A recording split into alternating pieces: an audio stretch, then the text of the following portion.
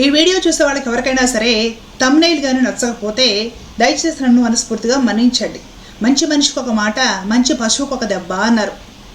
మంచి మాటలు చెప్తుంటే కొందరు మూర్ఖులు వినడం లేదు, పైగా వితండవాదం చేస్తున్నారు అనమాట.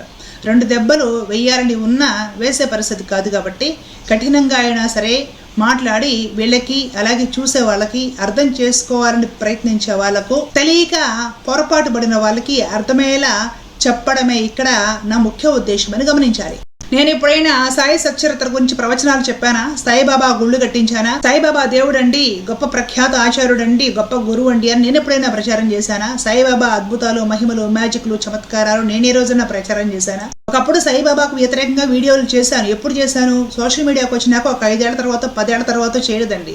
సోషల్ మీడియాకు వచ్చిన కొత్తలోనే చేశాను. కొత్తలో పొరపాట్లు చాలా సహజం. రకరకాల సోషల్ మీడియా పోస్టులు చూసి, వాట్సాప్ గ్రూపులో వచ్చేవి, మ్యాటర్ రాసేసి వ్యాసాలు వచ్చేవి, అవన్నీ చూసి చదివి వినిపిస్తూ నేను కూడా వీడియోస్ చేసేదాన్ని. తర్వాత RSS వాళ్ళు చెప్పడం జరిగింది, నేను తీసేసి 2024 నుండి అసలు నేను వీడియోస్ చేయడం లేదు. ఇప్పుడు కూడా నేను స్టాండ్ తీసుకుంది కేవలం సామాజిక పరమైన బాధ్యతగా. మన హిందువుల్లో దగ్గరగా సగం వరకు 50% ఈ సాయిబాబాని ఒక గురువుగానో దేవుడుగానో భావించుకొని ఆ లైన్ ఫాలో అయ్యే వాళ్ళు ఉన్నారా లేరా? ఇప్పుడు ఈ మూర్ఖులు కేసులు పెట్టారని గొడవ చేస్తూ సాయి మతము లేదా సాయిబు మతము మాకు అవసరం లేదని మాట్లాడుతున్నారు. అంటే సాయిబు మతము లేదా సాయి మతం అని వీళ్ళే పేరు పెట్టి హిందువులు చీల్చే ప్రయత్నం చేస్తున్నారు. ఒక సామెత మీ అందరికీ తెలుసు, పెద్దల మాట చద్ది మూట. పాత రోజుల్లో చద్దరందిని కూడా అందరూ కలిసికట్టుగా శ్రమపడి పొలం పనులు, కాయ కష్టము చేసుకుని ప్రశాంతంగా బ్రతికి వెళ్ళిపోయిన మన పెద్దలు ఎప్పుడూ చెప్పింది ఒక్క మాటే, కలిసి ఉంటే కలదు సుఖం. అవునండి, కలిసి ఉంటే కలదు సుఖం. ఈ విషయాన్ని చెప్పడానికి నేను ఇటువైపుకు స్టాండ్ తీసుకున్నాను. దీని మీరు ఎలా ప్రచారం చేస్తున్నారంటే, వైష్ణవ సాంప్రదాయాన్ని సాయిబుకు తాకట్టు పెట్టావు, విష్ణువుని ఆరాధించడం మానేసి సాయిబుని ఆరాధిస్తుంది, ఇంకా అతి నీచంగా సాయిబుది రుచిగా ఉందో, ఇట్లాగా నీచాతి నీచంగా ఈ కట్టర హిందువులని చెప్పుకునే వాళ్ళు బరి తెగించి అశ్లీలంగా మాట్లాడుతున్నారు, అశ్లీలంగా అసభ్యంగా అర్ధరాత్రి వరకు లైవ్ చేస్తున్నారు, అతి అసభ్యకరముగా కామెంట్స్ పెడుతున్నారు. కట్టర హిందుత్వము అంటే ఇదే అనుకుంటే దీన్ని నేను అసహించుకుంటున్నానండి. నేను కూడా వద్దిపర్తి పద్మాకర్ గారిని అడగొచ్చు, స్మార్త మతాన్ని సాయిబుకి ఎంతకు తాకట్టు పెట్టావు అని. ఎంతసేపు పడుతుందని అడగడానికి, కానీ నేను అడగదలుచుకోలేదు. వీళ్ళలాగే గొడవలే చేయాలి అనుకుంటే నేను ప్రవచనకారులను నిలదీయొచ్చు. ఈ అద్వైతము లేదా స్మార్త సాంప్రదాయంలో పంచాయతనం పద్ధతి ఉంది, కానీ సాయిబును ఆరాధించే పద్ధతి లేదు కదా. ఈ సాయిబు మీద మీరు ప్రవచనాలు చెప్తున్నారు, గుళ్ళు కడుతున్నారు, సాయిబు దేవాది దేవుడు అంటున్నారు. మీరు ఈ స్మార్త సాంప్రదాయం లేదా అద్వైతాన్ని తీసుకెళ్లి సాయిబుకి ఎంతకు అమ్మేశారు? సాయిబు దగ్గర తాకట్టు పెట్టేశారా? హిందూ ధర్మాన్ని తాకట్టు పెట్టేశారా? పీఠాలను తాకట్టు పెట్టేస్తారా అని ఇష్టం వచ్చినట్లు నేను కూడా వీడియోలు చేయొచ్చాడు థంబ్నెయిల్స్ పెట్టి. ఎంతోసేపు పట్టదండి. ఈ బెగ్గర్స్ బ్యాచ్ గురువు అని చెప్పుకుంటున్న వద్దిపర్తి పద్మాకర్ గారు సాయిబాబాకి ఏలూరులో గుడే కట్టిస్తే అడగడం చేతగాని దద్దమ్మలు వీళ్ళు నేను కేవలం హిందుత్వాన్ని చీల్చకండి, వైష్ణవ సాంప్రదాయం పేరుతో మమ్మల్ని వేధించారు, ఆ బాధలు నాకు తెలుసు, నేను పడ్డాను కాబట్టి ఇప్పుడు ఈ విధంగా సాయి భక్తుల్ని వేధించకండి అని నేను స్టాండ్ తీసుకుంటే నన్ను వైష్ణవ సాంప్రదాయాన్ని సాయిబుకు తాకట్టు పెట్టావు అని ఇంకా పరమనీచంగా ఈ కరుణాకర్ ఈ బ్యాచ్ మొత్తం మాట్లాడుతున్నారు. ఒక వీడియో వినిపిస్తాను, కాస్త వినండి. వద్దిపర్తి గురువు గారు ఏం మాట్లాడుతున్నారో కాస్త జాగ్రత్తగా వినే ప్రయత్నం చేయండి. అది నా దివ్య లక్షణం. అందుకనే నేను ఎప్పుడు శ్మశానంలో లక్ష్మి నన్ను పాదాలు పట్టుకు సేవిస్తున్నా, నేను శ్మశానంలో ఉంటున్నాను. వింటున్నారు కదా, శ్మశానంలో లక్ష్మి నన్ను పాదాలు పట్టుకొని సేవిస్తున్నా సరే నేను శ్మశానంలోనే ఉంటున్నాను అని పరమశివుడు చెప్పినట్లుగా వద్దిపర్తి గారు చెప్తున్నారు. శివుడి పాదాలు పట్టుకొని ఎవరు సేవించాలండి? పార్వతీ అమ్మవారు సేవించారు. వద్దిపర్తి గురువు గారు ఏం చెప్తున్నారు? శ్మశానంలో లక్ష్మి నా పాదాలు పట్టుకొని సేవిస్తున్నా సరే నేను శ్మశానంలో ఉంటున్నాను అనేసి ఇక్కడ వద్దిపర్తి గురువు గారు లక్ష్మీదేవిని తెలుపుతారు. ఎవ్వరు వైష్ణవులు అనేవారు నోరెత్తి మాట్లాడకూడదండి, మాట్లాడితే ట్రోలింగ్ చేస్తారు.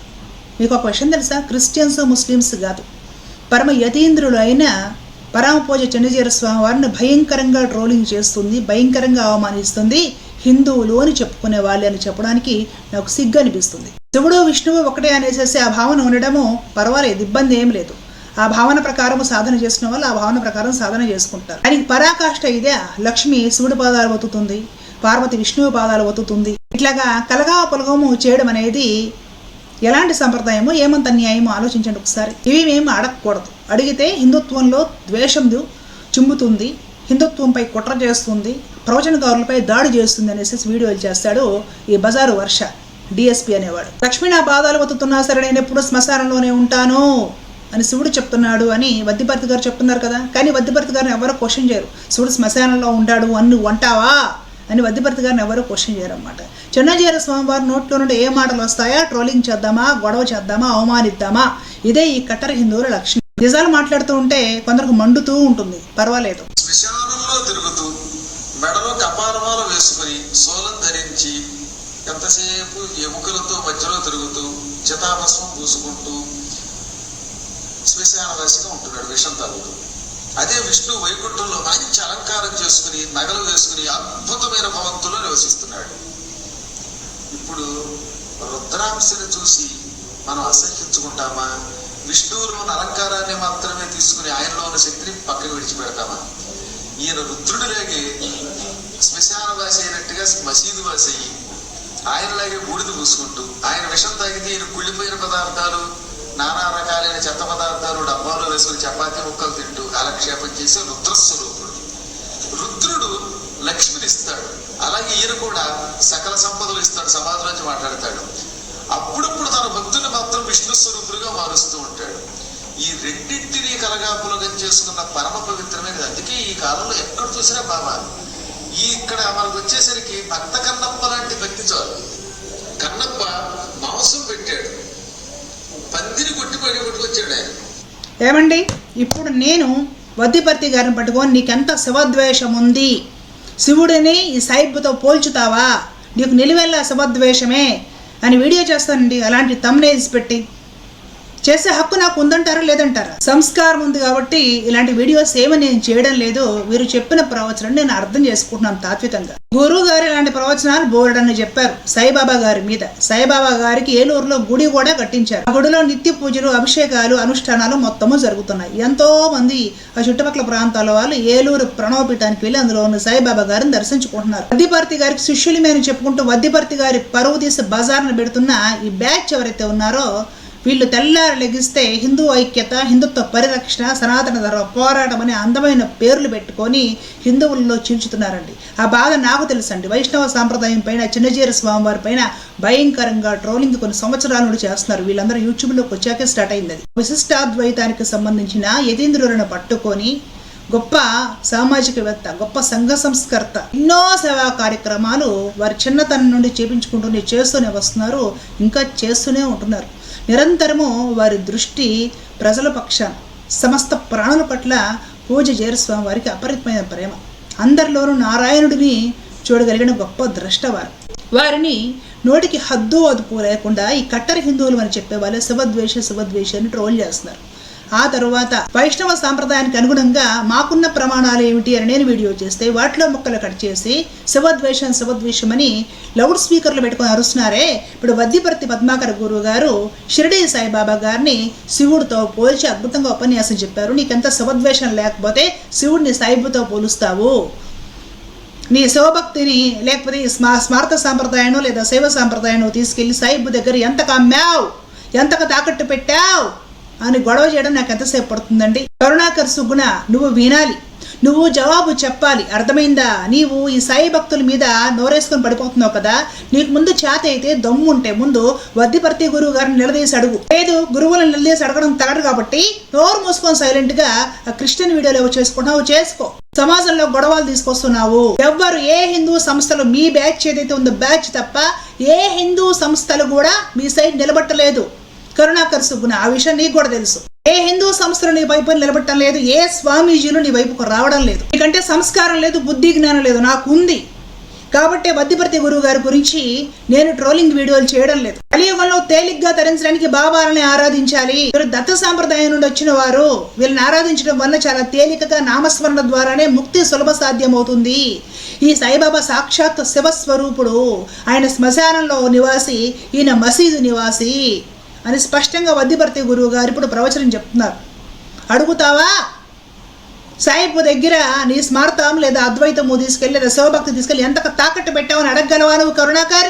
లేదంటే ఇతరత్ర ఇలా నా మీద ట్రోలింగ్ వీడియోలు వేసేసుకుని స్వర్గానందం పొందే వాళ్ళని అడుగుతాను, మీరు అడగగలరా? మీరు ఏ ప్లాన్ తోటి చేస్తున్నారు? మీ అహంకారము, మీ బలుపు, మీ ఎక్స్ట్రాలు, మీరు జనాల దగ్గర కోట్లు తీసేసుకొని హిందూ ధర్మ పరిరక్షణ పేరుతో డబ్బు ఎక్కువైపోయి మీరు చేసిన బలుపు చేష్టలో మొత్తానికి పాపం పండుతుంది. పాపం పండిన తర్వాత ఎవ్వరూ కాపాడలేరు మిమ్మల్ని. చివరికి బద్దీపర్తి పద్మాకర్ గురువు గారు కూడా కాపాడలేరు. జాలి పట్టం మినహాయించి వారు కూడా కాపాడలేరు మిమ్మల్ని. పాపం పండిన తర్వాత భగవంతుడి నుండి మమ్మల్ని కాపాడటం ఎవ్వరికి శక్యం అవ్వదు, గుర్తుపెట్టుకోండి. సాయిబాబా గుళ్ళలో ఏదైనా చిన్న చితక లోపాలు ఉంటే అవి మరీ కన్సిడర్ చేయాల్సిందే, తప్పదు.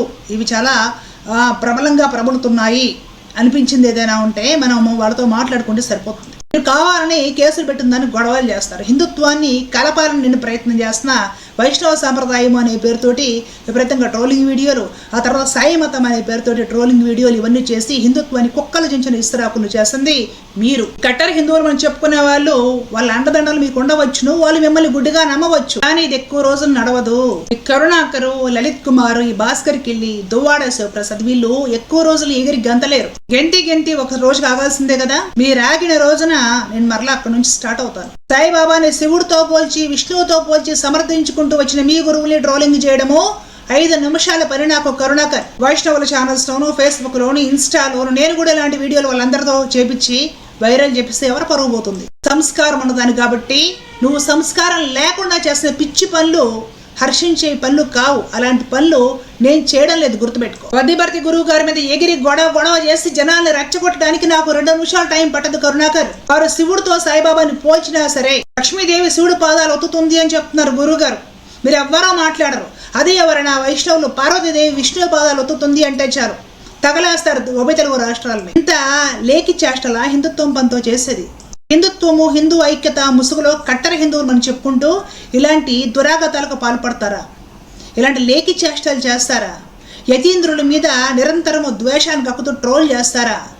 హిందుత్వంలోనే అనాదిగా వైదికంగా వస్తున్న ఒక సాంప్రదాయాన్ని శివద్వేషం కిందకు ప్రకటించి నానాగోలా చేస్తారా? మీరు ఎగిరి గంతులు పెట్టి ఆగే రోజు ఒకటి వస్తుంది. అక్కడ నుంచి నేను స్టార్ట్ అవుతాను, గుర్తుపెట్టుకోండి. పైసా డబ్బులు అక్కర్లేదు నాకు. ఎవరి దగ్గర నుండి పైసా నేను ఎప్పుడు పుచ్చుకోలేను, కానీ ప్రశ్నిస్తూనే ఉంటాను. మీ దగ్గర జవాబులు ఉండవు, మీరు జవాబులు చెప్పలేరు. ఒక రోజుకి ఇలాగే గొడవలు చేసుకుంటూ పోయారంటే సమాజం ముందు, హిందూ సమాజం ముందు దోషులుగా నుంచుంటారు. హిందూ సమాజం చేత్కరిస్తుంది. ఆ పరిస్థితి తెచ్చుకోవద్దని ముందుగానే చెప్తున్నాను. వింటే మీరు బాగుపడతారు. ఉంటానండి నేను. జై హింద్.